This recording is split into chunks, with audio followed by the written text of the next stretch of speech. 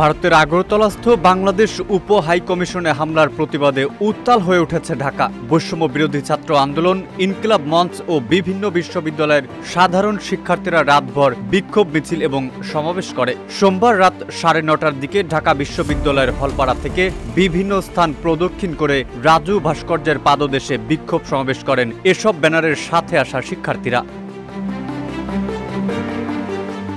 আওয়ামী লীগ সরকার পতনের পর থেকে স্মরণকালের সবচেয়ে খারাপ সম্পর্ক পার করছে ভারত বাংলাদেশ। এমনকি রাজনৈতিক সম্পর্কে এখনো যোগ দিয়েছে সাধারণ জনগণ। 2 ডিসেম্বর ভারতীয় উগ্রবাদী হিন্দুরা আক্রমণ করে ভাঙচুর করে বাংলাদেশের সহকারী হাই কমিশন।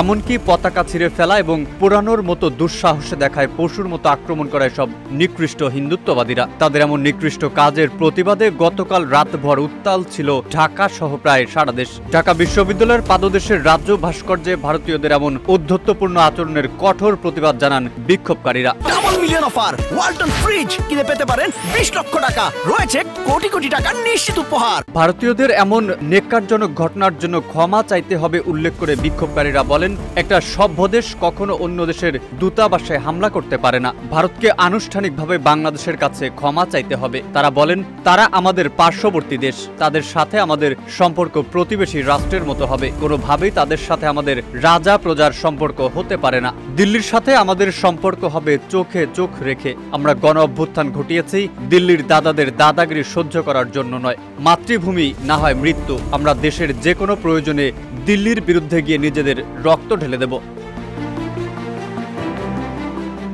এদিকে বাংলাদেশের সহকারী হাই কমিশনে হামলার ব্যাপারে দুঃখ প্রকাশ করে বিবৃতি দিয়েছে ভারত। বিবৃতিতে বলা হয়েছে, আগরতলায় বাংলাদেশের সহকারী হাই কমিশনের ভবনে আজকের অনুপ্রবেশের ঘটনায় গভীরভাবে দুঃখজনক। কোনো অবস্থাতেই কূটনৈতিক ও কনসুলার সম্পত্তি লক্ষ্যবস্তু হওয়া উচিত নয়। বাংলাদেশের হাই কমিশন ও তাদের সহকারী হাই কমিশনগুলোর জন্য ভারত সরকার নিরাপত্তা বাড়ানোর ব্যবস্থা নিচ্ছে বলেতে উল্লেখ করা হয়েছে।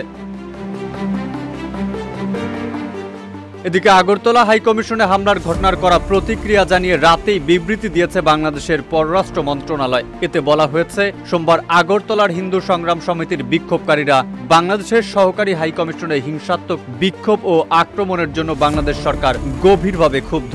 হামলা ঘটনা চূড়ান্তভাবে নির্দেশ করে যে বিক্ষোভকারীরা পূর্ব পরিকল্পিতভাবে বাংলাদেশ সহকারী হাই কমিশনের প্রধান ফটক ভেঙে প্রাঙ্গণে প্রবেশ করেছে। এমনকি এ সময় স্থানীয় আইন প্রয়োগকারী সংস্থার সদস্যদের উপস্থিতিতেই তারা পতাকার খুঁটি ভাঙচুর করে, বাংলাদেশের জাতীয় পতাকা অবমাননা করে এবং সহকারী হাই কমিশনের অভ্যন্তরের সম্পত্তিও ক্ষতিগ্রস্ত করে। আগরতলায় কূটনৈতিক মিশনের ওপর এমন হামলা Vienna convention on diplomatic relation 1961 লঙ্ঘন হয়েছে উল্লেখ করে দ্রুত এর সঠিক তদন্ত এবং বিচারের দাবি জানিয়েছে বাংলাদেশ।